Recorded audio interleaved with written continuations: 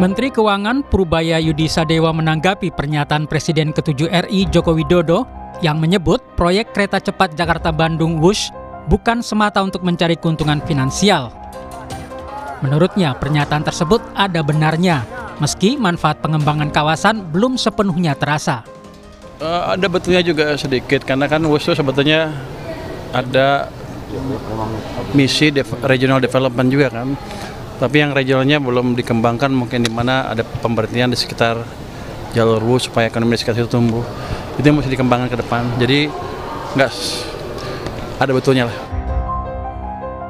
Sebelumnya, Presiden ke-7 RI Joko Widodo menegaskan pembangunan WUSH sejak awal tidak ditujukan untuk mencari laba, melainkan sebagai investasi sosial jangka panjang.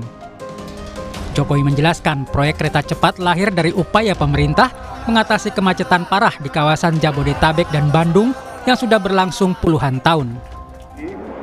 Transportasi massal, transportasi umum itu tidak diukur dari laba, tetapi adalah diukur dari keuntungan sosial. Social return on investment. Apa itu? Misalnya pengurangan emisi karbon,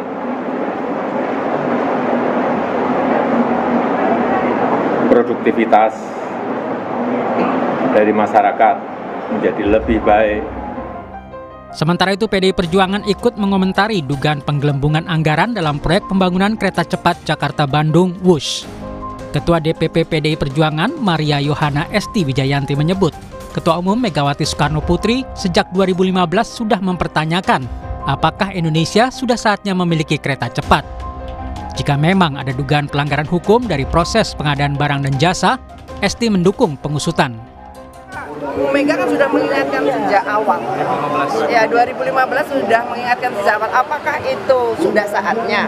Apakah itu akan memberikan manfaat yang lebih kepada masyarakat secara keseluruhan? Lalu bagaimana catatan-catatan yang harus diberikan terkait dengan hal itu? Artinya, secara apa yang disampaikan Mbak Neng tadi, mengatakan bahwa iya, sesuatu yang itu melanggar hukum yang harus ditindaklanjuti. Sesuatu yang memang itu terbukti ada korupsi di situ, ya memang harus ada penindakan dari aparat penegak hukum. Kasus ini harus segera diungkap secara profesional dan independen, sehingga bisa mengembalikan kepercayaan publik terhadap upaya pemberantasan korupsi di sektor infrastruktur. Tim Liputan Kompas TV. Dugaan korupsi di proyek kereta cepat WUSH menjadi pembicaraan publik. Nama Presiden ke-7 Joko Widodo disebut-sebut dalam kasus ini. Apakah proyek WUSH ini dugaan korupsi atau justru kasus politik? Kami akan membahasnya Ketua Umum DPP Projo Budi Aris Setiadi dan peneliti Pukat UGM Zainur Rohman. Selamat sore Pak Budi, selamat sore Pak Zainur. Selamat sore, salam sehat. Salam sehat, terima kasih telah bergabung di Kompas Petang. Saya langsung ke Pak Budi Ari dulu. Pak Budi, proyek WUSH mendapat banyak sorotan, ada yang menilai ini sudah salah sejak awal, bahkan ada dugaan korupsi dengan membengkaknya utang dari proyek ini. Apakah menurut Anda proyek WUSH kereta cepat gagal? Kita harus, jangan pertanyaannya kok simplistis banget. Proyek WUSH itu gagal itu sangat simplistis, pertanyaannya dangkal, Mbak. Jadi menurut Anda kenapa? Jadi menurut Pak Budi kenapa sekarang banyak yang mengkritik WUSH? Oke, itu pertanyaan saya. Itu wartawan wawancara Kompas sosial, jangan pertanyaannya simpel sekali, gitu loh. Pertama kita lihat kebijakannya. Kebijakan kereta WUSH ini untuk melompati peradaban. Untuk menuju negara maju, maka kita perlu transportasi publik yang bisa efisien, cepat, dan juga ramah lingkungan. Kedua, di level programnya kereta cepat, baru di level teknisnya. Makanya kita pilah-pilah dulu. Jangan langsung gagal, enggak. Kita lihat dari sisi apa dulu.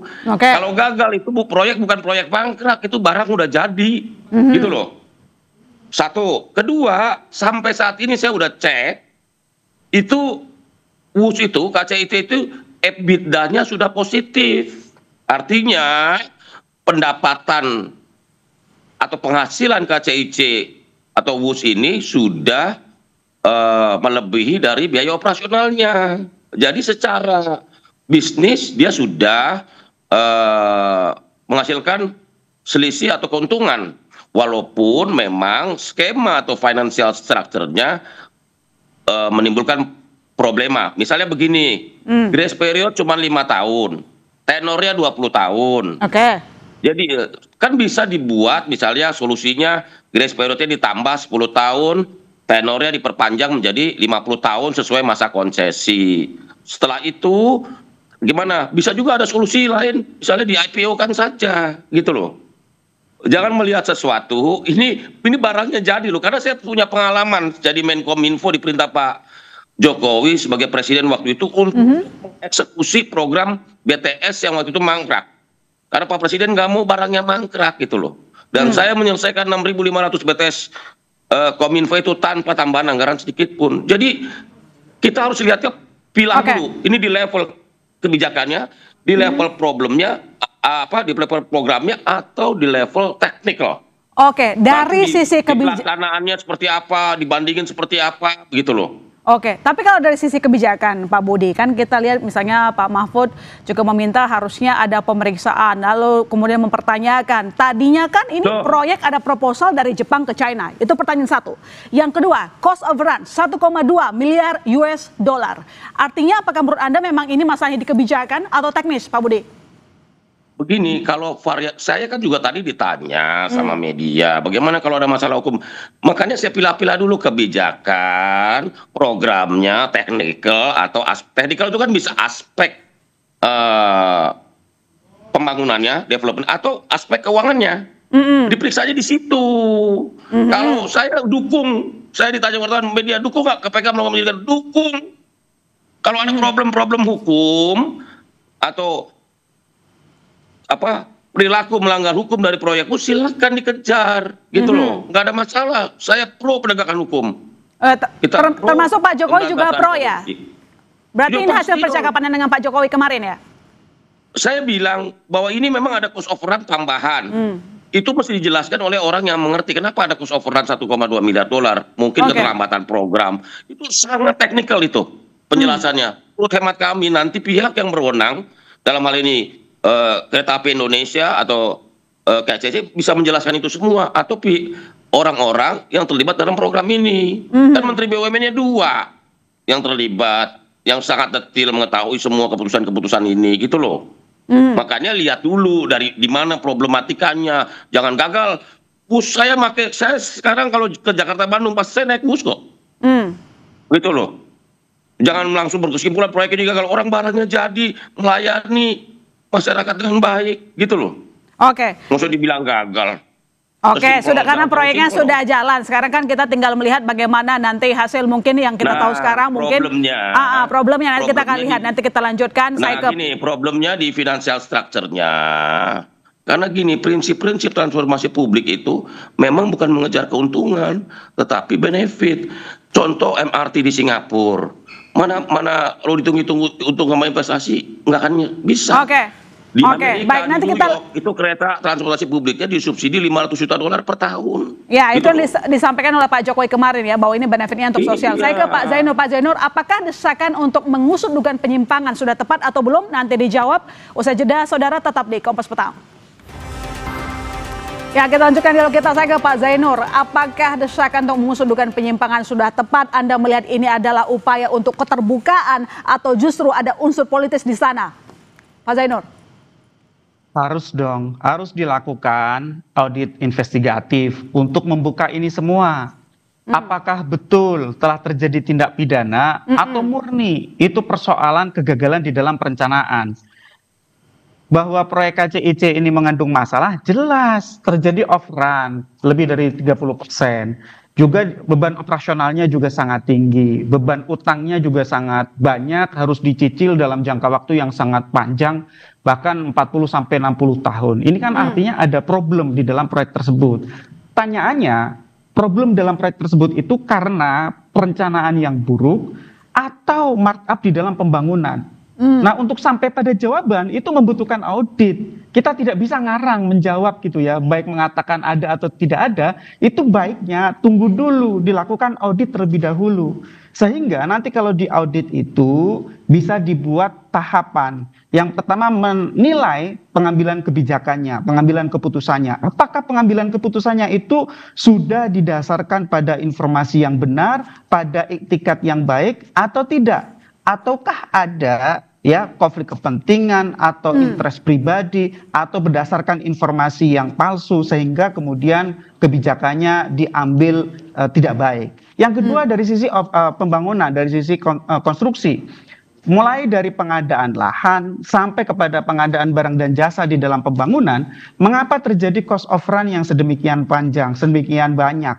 Itu juga harus diaudit. Nanti kalau diaudit bisa sampai kepada kesimpulan apakah karena ada markup atau karena memang ada berbagai perubahan terhadap desain sehingga memang otomatis ada kenaikan harga.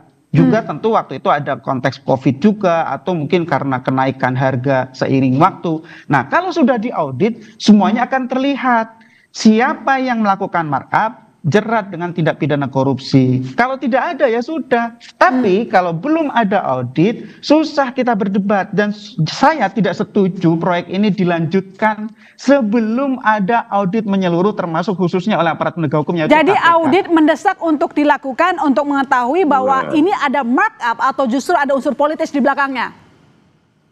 Jelas. Kita mau pakai dasar apa kalau mau melanjutkannya ke Surabaya? Kalau tidak menggunakan dasar audit terlebih dahulu, itu juga sebagai bentuk pembelajaran ke depan. Kalau mau melanjutkan ini ke Surabaya, kita harus tahu dulu Mbak perencanaannya yang benar, biar tidak mengulang kesalahan perencanaan Jakarta Bandung. Pak Zainul, saya punya pertanyaan. Jelas overrun sehingga salah dalam perencanaan. Ya. Saya punya pertanyaan, jawab singkat saja. Ini kan sudah diselidiki oleh KPK, artinya harus ada yang diperiksa. Siapa yang harus diperiksa? Pejabat mana yang diperiksa? Apakah Pak Joko juga harus diperiksa? Jelas dari mulai pengambil kebijakannya ya, mulai dari presiden, menteri BUMN, menteri perhubungan sampai kepada pelaksana proyeknya semua harus diperiksa. Dokumennya semua harus diaudit mulai dari dokumen negosiasi, MOU, kontrak sampai kepada pelaksanaan pengadaan barang dan jasa di proyek pembangunannya. Itu harus diperiksa semua sehingga nanti kalau sudah diperiksa kan bisa sampai kepada kesimpulan ada atau tidak pidana yang terjadi dalam proyek WUS ini. Gitu, Mbak. Pak Budi, sekarang memang concern kita bagaimana menyelesaikan utang di mana cost of run yang cukup membengkak. APBN juga tampaknya tidak bisa dan antara belum memberikan penegasan mau bayar atau tidak melalui dividen. Nah, tadi disampaikan bahwa harus ada penyelidikan dulu, audit menyeluruh dulu, kemudian pemanggilan para pejabat yang terlibat dalam proyek ini termasuk Pak Jokowi. Kemarin berbicara dengan Pak Jokowi, apakah Pak Jokowi akan mendukung proses hukum ini? Gini, proses hukum harus dilakukan karena kita kan negara hukum. Ya. Karena itu tadi benar itu audit aja dulu. Kalau kita mau melanjutkan ke Jakarta Surabaya harus ada audit menyeluruh terhadap program atau proyek ini. Gitu loh. Karena saya melihat sesuatu itu lihat dari kebijakannya atau programnya, ini kredibilitas program bahwa kita perlu transportasi publik. Iya, bahwa di level teknis banyak problematika silakan aja, apalagi kalau ada konsekuensi hukum silakan aja di proses secara hukum. Kita negara hukum, saya dukung itu kok. Kalau tidak tanya proses hukum silakan aja. Cuman tetap harus praduga tak bersalah. Pihak-pihak sebagai penyelenggara proyek kereta cepat Jakarta Bandung ini kan bisa ditanya satu-satu gitu loh. Manakala mereka ada hal-hal yang bertentangan dengan hukum, ya diproses saja secara hukum begitu. Kita ini mendukung transparansi, mendukung pemerintahan yang bersih. Tetapi juga jangan semena-mena atau serta-merta dengan gampangnya ini gagal, enggak. Nanti setelah Pak Prabowo nggak jadi presiden, nanti diumpak-umpak lagi soal MBG, soal Koperasi Desa Merah Putih, soal perumahan rakyat, program-program ini kebijakan pemerintah ini problematikanya gimana? Anak di level kebijakan, kalau kebijakan kan nggak bisa, itu pilihan politik kok, gitu loh. Baik. Kita menunggu keterbukaan terkait dengan proyek ini sehingga Betul, tidak kita dukung lama menjadi auditnya. polemik di masyarakat begitu ya, supaya jelas di mana duduk perkaranya. Setuju. Terima kasih Pak Budi Ari, terima kasih Pak Zainur Terima telah kasih, Pak bergabung Zainur. di Kompas Audit. Petang. Selamat petang.